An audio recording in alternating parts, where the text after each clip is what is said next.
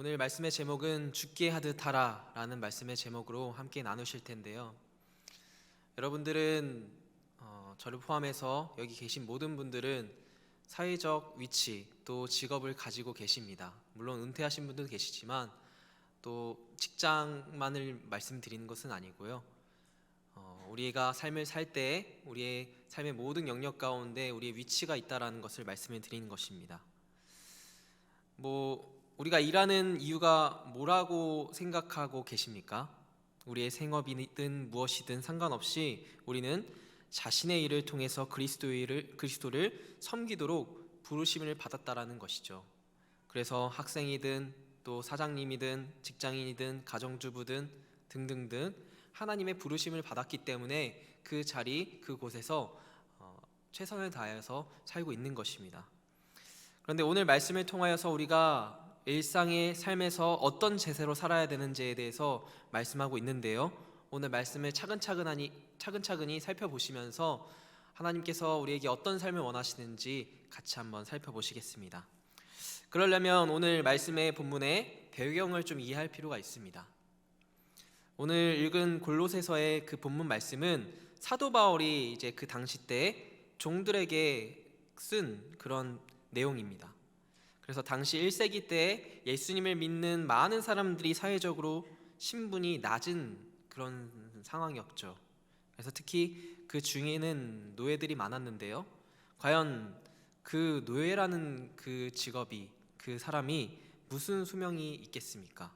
그래서 그 종이라는 단어를 우리가 알아둘 필요가 있습니다. 그러니까 헬라어로 이거에 둘로스라는 단어를 쓰는데요. 이것은 고용된 일꾼을 이야기하는 것이 아닙니다. 노예, 종을 얘기하는 것입니다. 그래서 당시 노예는 특정한 집에 팔려와서 앞으로 자유의 몸이 될 수 없는 그런 소망이 없는 삶이 없는 평생에 그 집에서 일하도록 묶여 있는 것이죠. 그래서 사도 바울이 이 골로새서를 쓸 당시에는 노예 제도는 이미 오랫동안 지속되어 있는 그런 상태였던 것입니다. 그래서 그때 로마에만 6천만 명이나 되는 노예들이 있었다고 하죠. 우리나라가 지금 4,500만, 5천만 명 되잖아요. 그때 6천만 명이나 되는 노예가 있었다고 합니다. 그래서 학자들에 의하면은 로마에 있던 노예들은 부잣집들이 소유한 동물들보다 더 낮은 그런 취급을 받았다고 이야기합니다. 그러한 노예 제도는 아주 악한 제도였기 때문에 마땅히 이 땅 가운데서 중단되어야 되는 그런 제도였죠. 그런데 사도 바울은 그 노예 제도를 없애야 된다라는 말 대신에 오히려 오늘 본문에서 노예들은 자기의 주인에게 순종하라고 권면하고 있는 그런 말씀인 것이죠. 그러면 왜 그 당시에 교회가 노예 제도를 반대하면서 없애려고 하지 않았겠습니까? 않았을까요? 성경은 노예 제도를 없애는 일에 대해 직접적으로 말씀하고 있지는 않습니다. 그러나 사실 예수님은 노예들에게 자유를 주라고 그렇게 가르치셨죠. 그런데 그것은 이런 악한 제도를 없애는 데에 물리적이거나 폭력적인 그런 힘을 사용하는 것이 아니었습니다. 그거는 예수님께서 원하시는 방법이 아니었어요. 예수님은 물론 그런 힘이 있으셨죠. 왜냐하면 하나님의 아들이시자 하나님이시니까 언제든지 십자가에 못 박히실 때도 본인의 그 힘으로, 당신의 힘으로 내려오실 수 있은 그런 전지전능한 그런 능력이 있으신 분이시지만 그 전지전능한 능력으로 로마를 물리치시지 않으셨습니다. 오히려 예수님은 사람들이 영적으로 회복되고 나아가 악한 것을 없애기 원하셨던 것이죠. 그러니까 사람을 바꾸셔서 사회를 바꾸시는 것을 하셨던 것입니다. 예수님은 그 안에서 하나님의 형상이 회복된 사람이라면 하나님의 창조 원래 의도를 회복시킬 수 있을 것이라는 것을 아셨기 때문인 것이죠. 그래서 성경에서 말씀해 주시고 있는 그런 가장 큰 계명인 이 말씀입니다. 하나님을 마음과 목숨과 뜻과 힘을 다해 사랑해라. 그리고 내 이웃을 내 자신과 같이 사랑하라. 이 말씀인 것이죠. 왜 중요합니까? 예수님께서 그렇게 사셨기 때문입니다. 그래서 예수님을 믿고 따르는 우리 그리스도인은 어디서 일을 하든지 제대로 그리스도인답게 살기만 하면 사회의 악한 시스템이 무너져 내릴 수 있다는 것이죠. 그래서 이러한 상황 속에서 사도 바울은 노예인 그리스도인들에게 뭐라고 권면하는지 첫 번째로 한번 보시겠습니다. 첫 번째는 우리의 일의 목적이 있다는 것입니다. 22절을 같이 한번 읽어보실까요? 22절 같이 한번 보겠습니다. 시작. 종들아 모든 일에 육신의 상전들에게 순종하되 사람을 기쁘게 하는 자와 같이 눈가림만 하지 말고 오직 주를 두려워하여 성실한 마음으로 하라. 이 구절을 보면서 의문이 드실 수도 있습니다. 짐승만도 못한 그런 노예 취급 받으면서 종들이 과연 복종해야 되는가?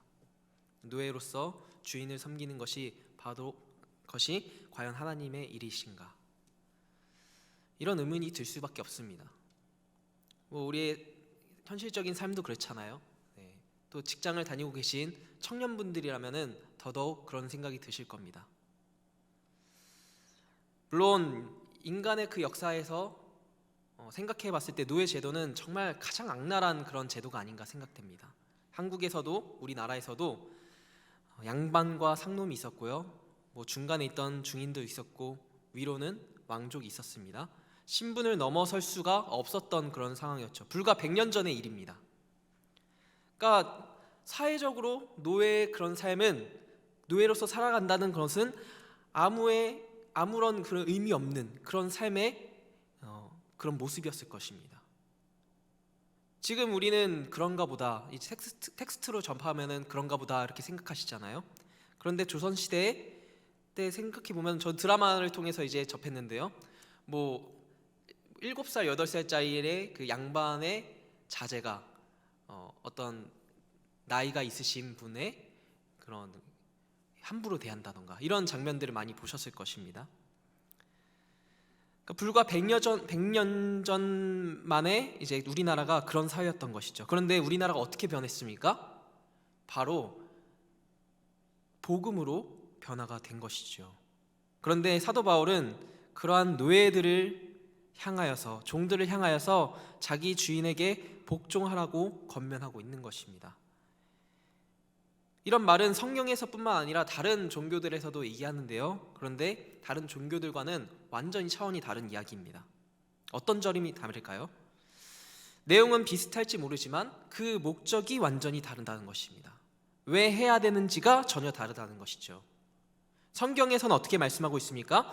성경에서 성실하게 일하라고 하는 그런 이유는 그 자체가 하나님의 주권을 인정하는 일이 되기 때문인 것입니다. 종들은 주님을 두려워하기 때문에, 경외하기 때문에 자기 주인들에게 복종해야 된다라는 것이죠.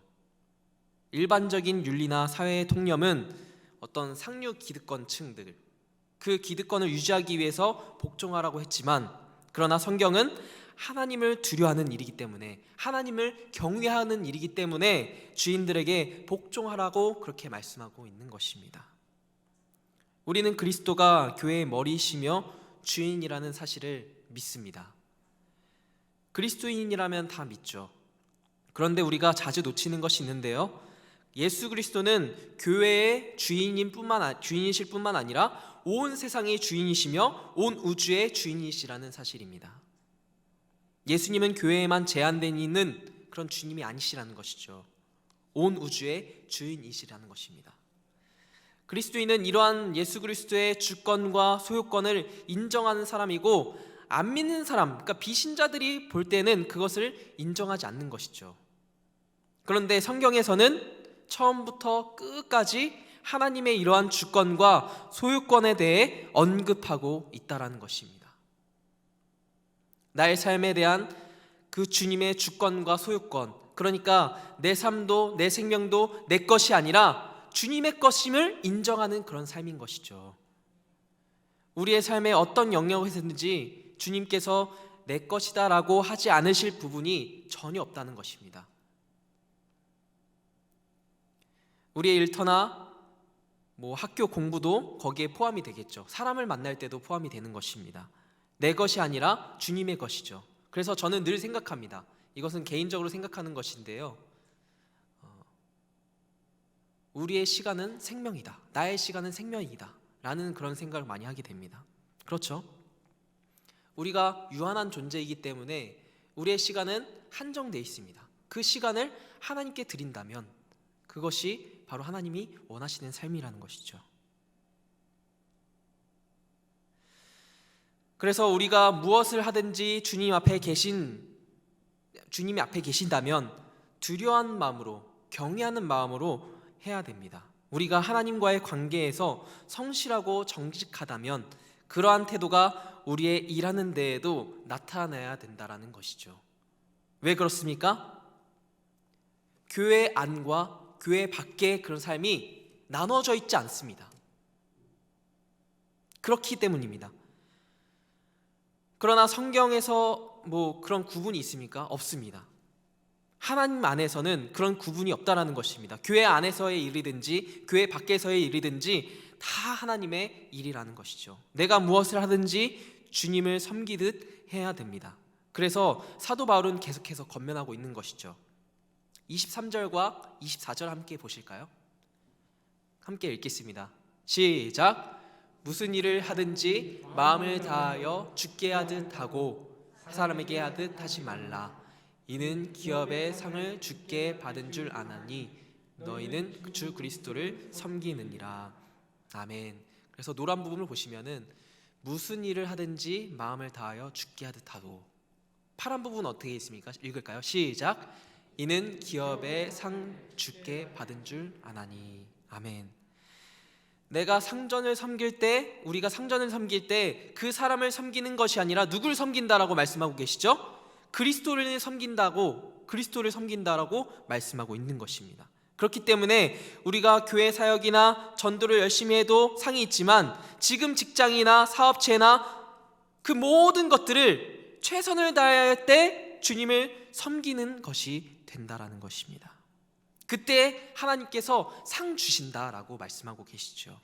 그래서 24절에 이는 기업의 상을 주께 받은 줄 아나니 라고 그렇게 말씀하고 있는 것입니다. 이것은 주님께 유산을 상으로 받는다라는 그런 뜻인 것이죠.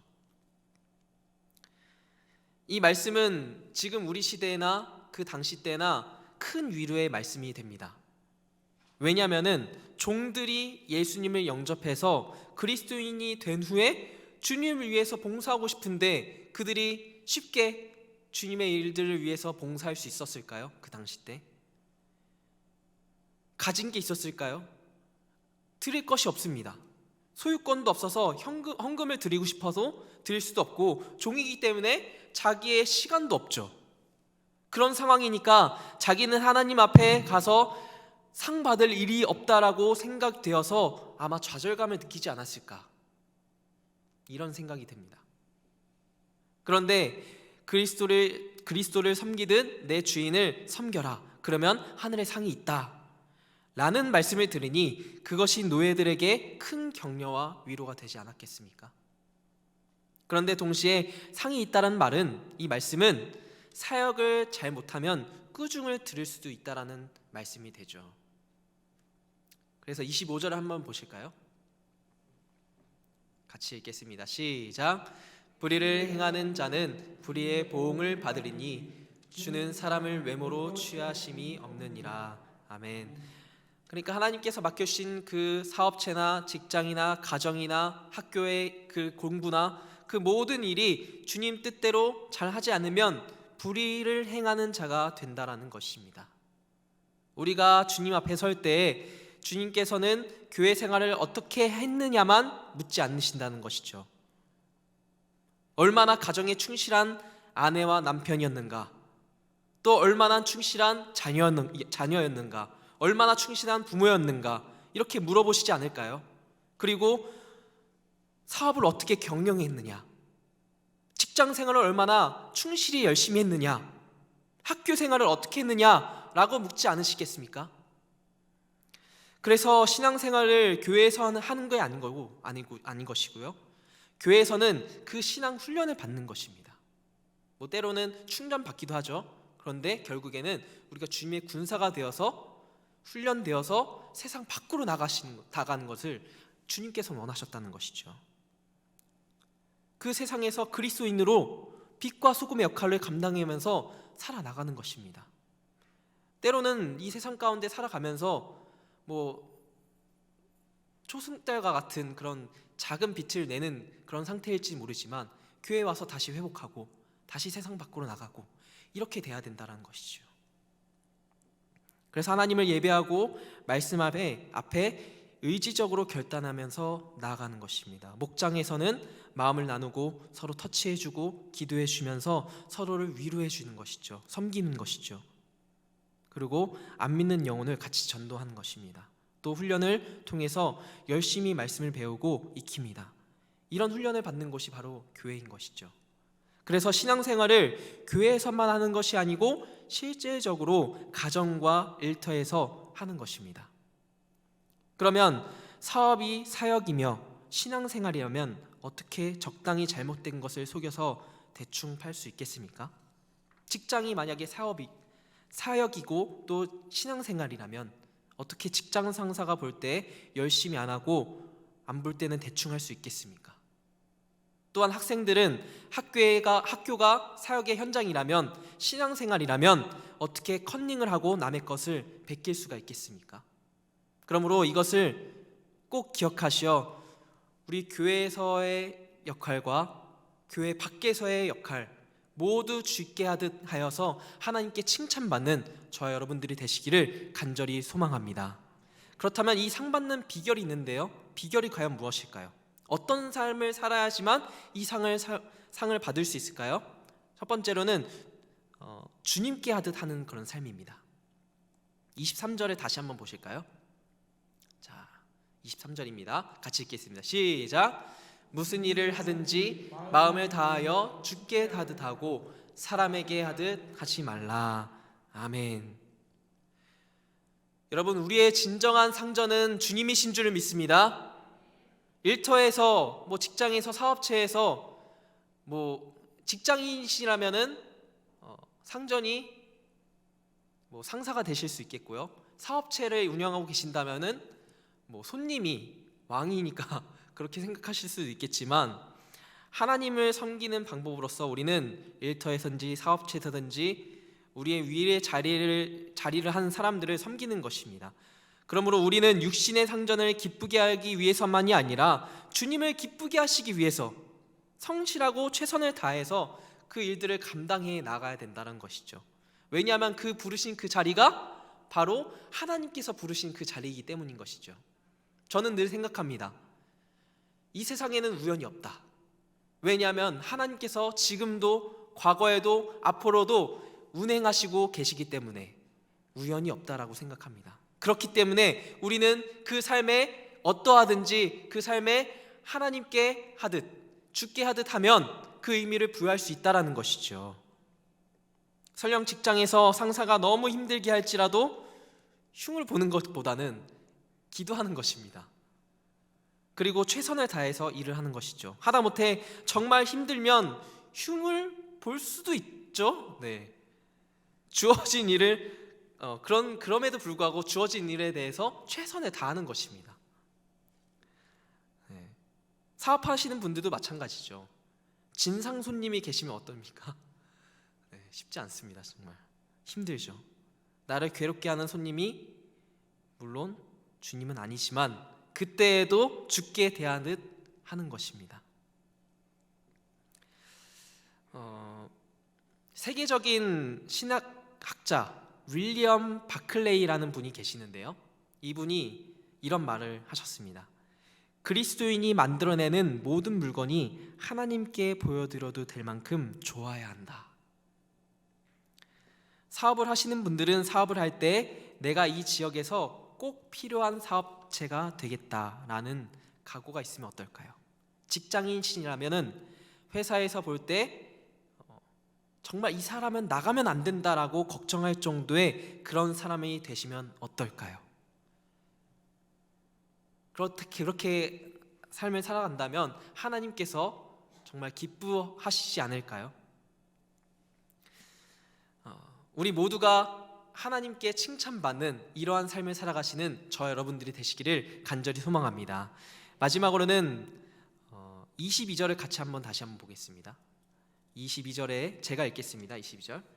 종들아 모든 일에 육신의 상전들에게 순종하되 사람을 기쁘게 하는 자와 같이 눈가림만 하지 말고 오직 주를 두려워하여 성실한 마음으로 하라.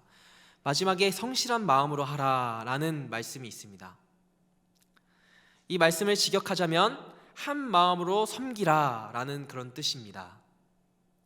그러니까 오늘 내가 해야 할 일이 이거 하나밖에 없는 것처럼 집중하고 전심전력을 다해서 하라는 그런 말씀인 것이죠.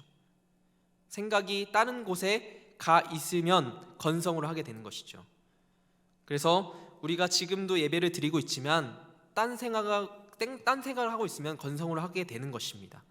그런데 주님의 일이 얼마나 큰 특권인지 모르고 건성을 하는 경우들이 좀 많다는 것이죠. 그래서 우리는 모든 일을 나의 일처럼 성실하게 해야 된다는 것입니다. 예배에서든지, 그러니까 교회 안에서든지 교회 밖에서든지 우리의 삶의 모든 영역 가운데서 무엇을 먹고 마시든지 무엇을 하든지 간에 주님의 영광을 위해서 해야 된다라는 그런 말씀인 것입니다.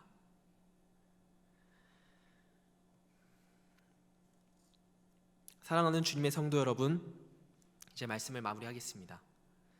모든 일은 거룩하신 주님 앞에서 하는 것이므로 본질상 거룩한 일입니다.